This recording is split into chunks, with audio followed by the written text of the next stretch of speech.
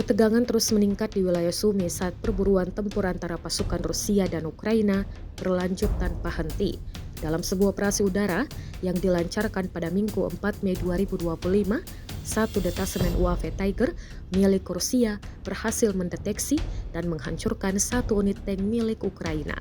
Rekaman detik-detik serangan diunggah di kanal Telegram resmi dan langsung menarik perhatian publik. Dalam video tersebut, drone tempur Prince Vandal terlihat melaju ke arah target meskipun mendapat tembakan balasan dari pasukan Ukraina. Meski terkena tembakan dan terbakar di udara, drone pertama tetap mengenai sasaran secara akurat. Tak lama setelah itu, serangan dilanjutkan dengan drone kedua yang menyelesaikan misi. Ledakan besar terlihat menghantam tank Ukraina.